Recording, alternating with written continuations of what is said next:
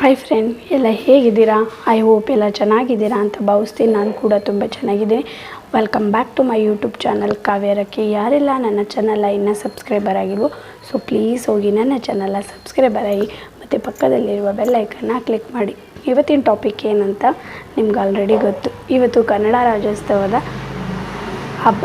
ಅದರಿಂದ ನಿಮಗೆ ಮೊದಲನೇದಾಗಿ ಎಲ್ಲರಿಗೂ ಕನ್ನಡ ರಾಜ್ಯೋತ್ಸವ ಹಬ್ಬದ ಶುಭಾಶಯಗಳು. ಆದಷ್ಟು ಕನ್ನಡನ ಮಾತಾಡಿ ಮತ್ತು ಬೆಳೆಸಿ.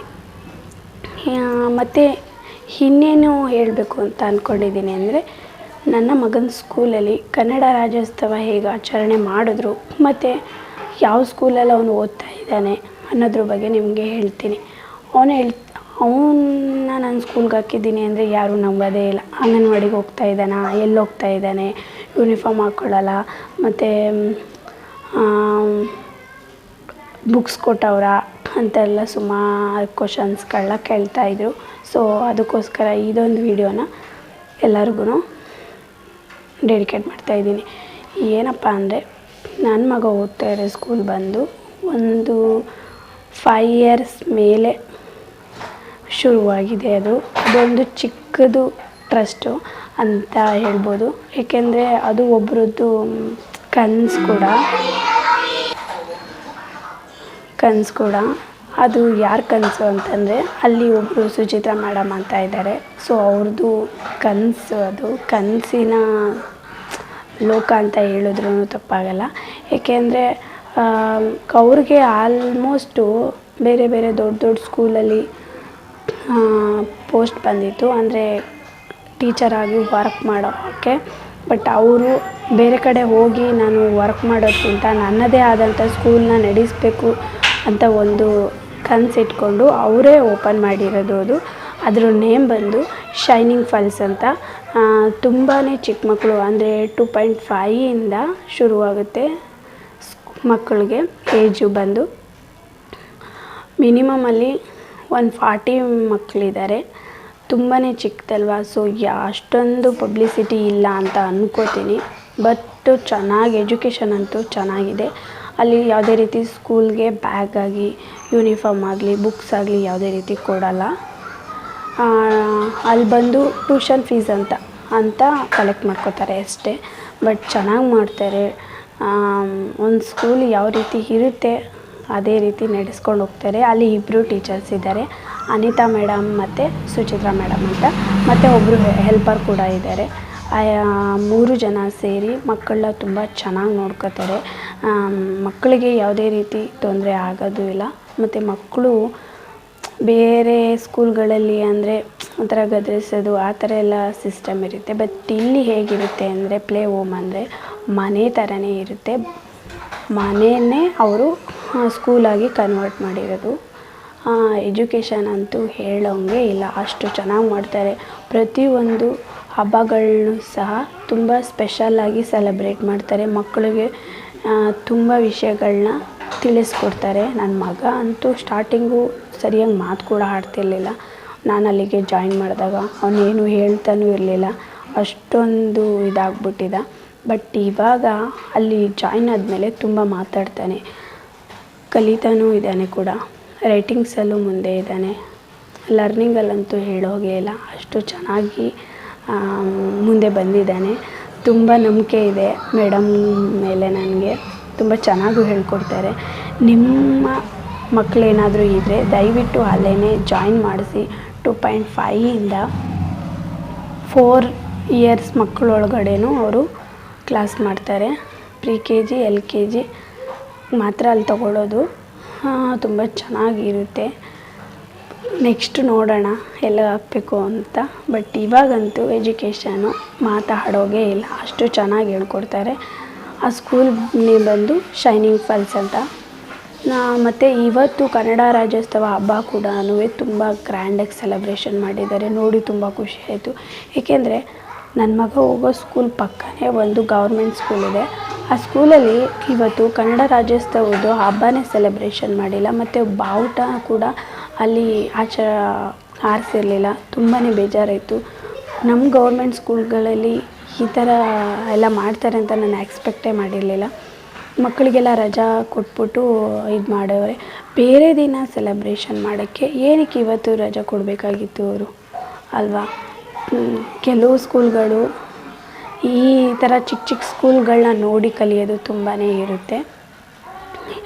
ಮತ್ತು ವಿಡಿಯೋನ ಯಾರು ಸ್ಕಿಪ್ ಮಾಡದೆ ಕೊನೆ ತನಕ ನೋಡಿ. ಯಾಕೆಂದರೆ ನನ್ನ ಮಗಂದು ಅಂದರೆ ನಮ್ಮ ಮಗ ಅಂತ ಅಲ್ಲ, ಅಲ್ಲಿರೋ ಮಕ್ಕಳಿಗೆಲ್ಲ ಒಂದು ಸ್ಪೆಷಲಾಗಿ ಒಂದು ಡ್ಯಾನ್ಸ್ ಪ್ರೋಗ್ರಾಮ್ ಇಟ್ಟಿದ್ರು. ಅಂದರೆ ಅವರು ಗ್ರ್ಯಾಂಡಾಗಿ ಅಂತ ಅಲ್ಲ, ಸಿಂಪಲ್ಲಾಗಿ.